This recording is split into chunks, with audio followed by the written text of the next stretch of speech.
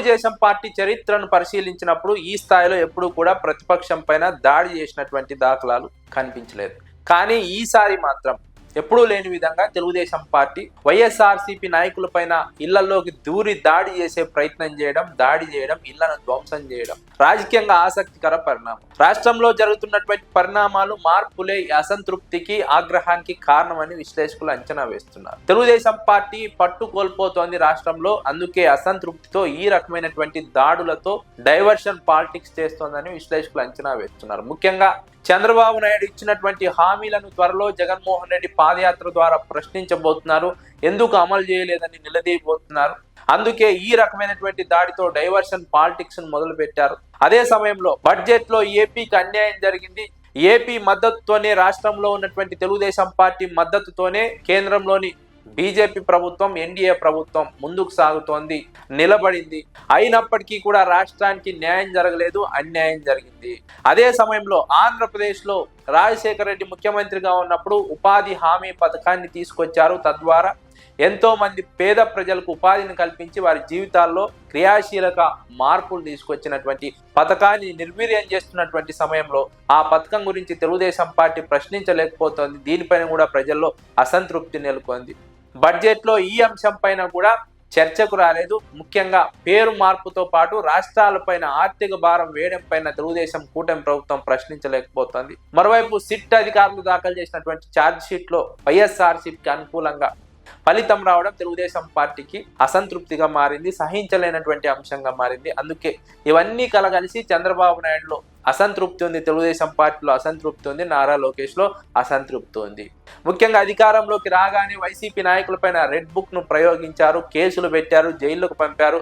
అయినప్పటికీ వైఎస్ఆర్సీపీ ఏమాత్రం తగ్గలేదు. లిక్కర్ కేసులో ఇరికించే ప్రయత్నం చేసినప్పటికీ వైఎస్ఆర్సీపీ ఏమాత్రం తగ్గలేదు. ఇటీవల సిబిఐ అధికారులు దాఖలు చేసినటువంటి ఛార్జ్ షీట్ లో జంతువుల కొలువు కలవలేదని స్పష్టంగా పేర్కొన్నారు. ఈ నేపథ్యంలో వైఎస్ఆర్సీపీకి ఇది పరోక్షమైనటువంటి క్లీన్ చిట్. అందుకే తెలుగుదేశం పార్టీ ఈ అంశంలో తీవ్ర అసంతృప్తితో ఉంది. అన్ని రకాలుగా తెలుగుదేశం పార్టీకి ఇబ్బందికర పరిణామాలు ఎదురవుతున్నాయి. ఒకవైపు కేంద్రంలోని కేంద్ర ప్రభుత్వానికి పూర్తి స్థాయిలో మద్దతు ఇస్తున్నప్పటికీ, తమ మద్దతుతోనే అధికారంలో ఉన్నప్పటికీ తమకు సహకరించలేదనే అసంతృప్తి, ఆవేదన ఉంది. రాష్ట్రంలో పాలన సరిగా లేదని సర్వేలు వస్తున్నాయి. అదే సమయంలో ఎమ్మెల్యేల అవినీతి అక్రమాలపైన సర్వేలు వస్తున్నాయి. వచ్చే ఎన్నికల్లో గెలవమని స్పష్టమైంది. అందుకే ఇప్పుడు తెలుగుదేశం పార్టీలో అసంతృప్తి మొదలైంది. ఆ అసంతృప్తియే వైఎస్ఆర్సీపీ నాయకులపైన దాడి చేయడానికి, వాళ్ళ ఇళ్లపైన దాడులు చేయడానికి కారణమని విశ్లేషకులు అంచనా వేస్తున్నారు. ఇవన్నీ కలగలిసి అసంతృప్తితోనే తెలుగుదేశం పార్టీ ఎప్పుడూ లేని విధంగా ఈ స్థాయిలో ప్రతిపక్ష నాయకుల ఇళ్లపైన దాడులకు మొదలుపెట్టింది.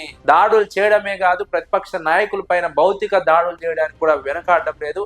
ఒక ఇంటిలోకి దూరి వందలాది మంది, వేలాది మంది కార్యకర్తలు ఈ స్థాయిలో దాడి చేయడం ఆంధ్రప్రదేశ్ రాష్ట్ర రాజకీయాల్లోనే దాదాపుగా ఇది మొదటిసారి అని విశ్లేషకులు అంచనా వేస్తున్నారు. గతంలో ఫ్యాక్షన్ గ్రామాల్లో ఇలాంటి ఒక నేపథ్యం ఉండేది. కానీ ఇప్పుడు మాత్రం ఆంధ్రప్రదేశ్ లో ముఖ్యంగా వైఎస్ఆర్సీపీ నాయకులపైన దాడులు చేయడానికి తెలుగుదేశం పార్టీ పాతతరం పద్ధతులను వినియోగిస్తోంది, పాతతరం వ్యవహార శైలితో ముందుకు వెళ్తోంది. ఇది ఖచ్చితంగా తెలుగుదేశం పార్టీకి ఇబ్బందికర పరిణామంగా విశ్లేషకులు అంచనా వేస్తున్నారు.